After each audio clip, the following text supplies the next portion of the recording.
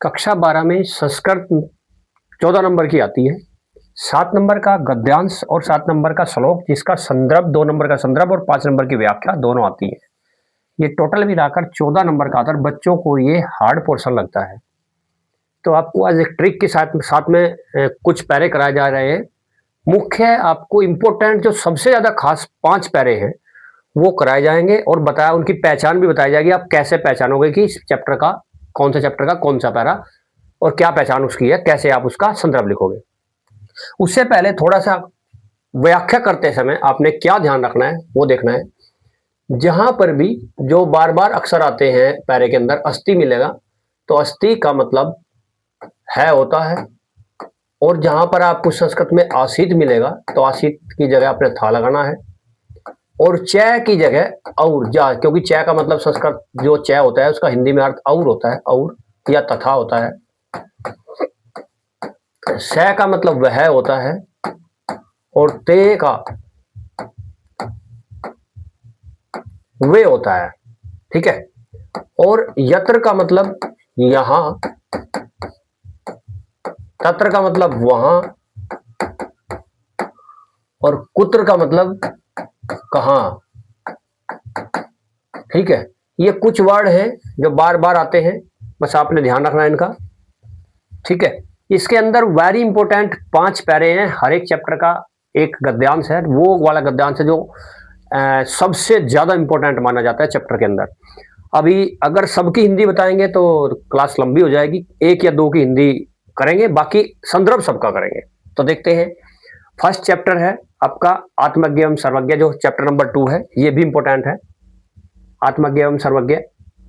तो इसका पैरा आपने ध्यान रखना है कि इस पार्ट के पैरे के अंदर आपको मैत्री, मैत्रीय, ये आपको मिलेगा, ये आपको देखने के लिए मिलेगा, मैत्री, मैत्रीय। ठीक है। तो और आपको मिल सकता है याज्ञ वलक्य, क्योंकि ये भी इसके पहचान है। ये 3 शब्द आपने ध्यान रखने हैं कि आत्मज्ञ सर्वज्ञ का कोई भी अगर पैरा संस्कृत में आता है तो ये 3 शब्द वो हैं जो आपने ध्यान रखने हैं, क्योंकि 3 में से कोई सा भी शब्द इसके पैरे के अंदर जरूर मिलेगा। तो अगर ये आ जाता है और आप कोई भी पैरा और उसके अंदर आपको याग वलोक्य या फिर मैत्री, मैत्रीय मिलता है, तो आपने क्या लिखना है संदर्भ में। प्रस्तुत गद्यांश हमारी पाठ्य पुस्तक के संस्कृत भाग में संकलित आत्मज्ञ सर्वज्ञ नामक पाठ से लिया गया है। सभी संस्कृत के पाठ में ये ही संदर्भ का तरीका रखना है, बस यहां बदल देना है जो भी पाठ होगा। तो ये चैप्टर नंबर 2 है और ये इंपॉर्टेंट है। फर्स्ट इतना खास नहीं है पैरे के लिए। तो इसके बाद है पाठ नंबर 3, संस्कृत भाषाएं महत्वम। इसके अंदर आपको बार बार संस्कृत भाषा से संस्कृत भाषा मिलेगा। तो इस चैप्टर की यह पहचान है इसके हर एक पैरे में। तो पाठ का नाम है संस्कृत भाषाएं महत्वम। तो आपने क्या करना है, जब कोई भी आपको इस चैप्टर के अंदर से पैरा मिलता है बोर्ड के एग्जाम में, तो आपने प्रस्तुत गद्यांश हमारी पाठ्य पुस्तक के संस्कृत भाग में संकलित संस्कृत भाषाओं महत्वम नामक पाठ से अध्ययत है या लिया गया। इसकी जगह आप लिया गया है भी लिख सकते हैं, लिया गया है। ये हो गया आपका चैप्टर नंबर 2। चैप्टर नंबर 3, चलो इसका हिंदी अर्थ भी आपको बताते हैं कैसे आपने लिखना होगा। यह है जातक कथा उलूक जातकम। इसका संदर्भ लिखने का ये तरीका सबका सेम है। प्रस्तुत गद्यांश हमारी पाठ्य पुस्तक के संस्कृत भाग में संकलित उलूक जातकम नामक पाठ से लिया गया है। फिर इसके बाद इसका आपने लिखना है यहां पर हिंदी अनुवाद। संस्कृत में व्याख्या नहीं लिखा करते, ध्यान रखना है। संस्कृत में व्याख्या नहीं किया करते, केवल हिंदी अनुवाद किया करते हैं। हिंदी अनुवाद, जब एक भाषा से दूसरी भाषा में कोई चीज लिखते हैं तो उसे अनुवाद कहते हैं। जब एक भाषा जैसा हिंदी है उसी को अगर हम बोले वो लिखने के लिए तो उसे व्याख्या कहते हैं। तो इसमें हिंदी अनुवाद डालना है और लिखना स्टार्ट कर देना है। क्या कैसे इसका हिंदी अनुवाद खास है देखते हैं। ये वेरी इंपॉर्टेंट है। इसकी पहचान आपको इसकी पहचान आपको मिलेगी शकुनी, शकुने, शकुनो, ये मिलेगी शकुनी। ठीक है, इस पाठ के हर पैरे के अंदर आपको क्या मिलेगा? शकुनी, शकुने, ये आपको देखने को मिलेगा। ठीक है, ध्यान रखना, शकुनी गणा, शकुनी, क्योंकि शकुनी में पक्षी होता है और ये पक्षी के अंदर ये पूरा पक्षी के ऊपर ये पूरा पाठ दिया हुआ है। ठीक है, तो इसका हिंदी अर्थ भी देखते हैं कैसे अनुवाद करना है। अतीते प्रथम कल्पे, अतीते होता है प्राचीन काल में, यानी बहुत समय पहले। प्रथम कल्पे, बहुत समय पहले। प्रथम कल्प में, यानी समय के पहले कल्प में ही। जना लोगों ने, जन्मिस लोग होते हैं, जनामिस लोगों ने, एकम विरूपम, एक सुंदर, विरूपम का मतलब है सुंदर, एक सुंदर सौभाग्य प्राप्तम, सौभाग्य प्राप्त। प्राचीन काल के प्रथम कल्प में ही लोगों ने एक सुंदर सौभाग्य प्राप्त, सर्वाकार परिपूर्ण, सभी गुणों से परिपूर्ण, सभी गुणों से परिपूर्ण, सर्वामी सभी, परिपूर्ण में परिपूर्ण, और कार में सभी गुणों से, पुरुष, सभी गुणों से परिपूर्ण पुरुष को राजानम कुर्वन, राजा बना लिया था। यानी पक्षी ये बात कह रहे हैं कि प्राचीन काल के प्रथम कल्प में ही सभी लोगों ने एक सुंदर सौभाग्य प्राप्त, सभी गुणों से संपूर्ण पुरुष को राजा बना लिया था, यानी बनाया था। चतुष्पदा, चौपाए जानवरों ने भी।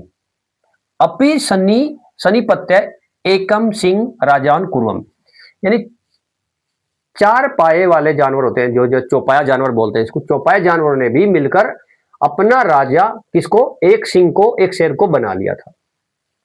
तत् शकुनी गणा हिमवत प्रदेशे एकस्मिन् पाषाणे सन्निपत्य, तत्मिस, तब, शकुनी पक्षी, गणामी समूह, तब पक्षियों के समूह ने हिमवत प्रदेश, हिमवत प्रदेश बोलते हैं पहाड़ी क्षेत्र, हिमालय पर्वत पर, हिमालय प्रदेश के अंदर, एकस्मिन, एक, किसी एक, पाषाण पत्थर पर, सन्निपत्य, बैठकर, तब सभी पक्षियों ने हिमालय प्रदेश के किसी एक बड़े पत्थर, पाषाण में पत्थर होता है, पत्थर या पर्वतशिला, जिसको आप कुछ भी लिख सकते हैं, बड़े पर्वत या फिर पाषाण पर बैठकर क्या कहा?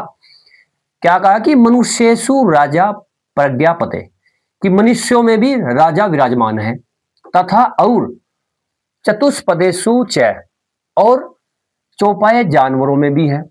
च का मतलब और होता है।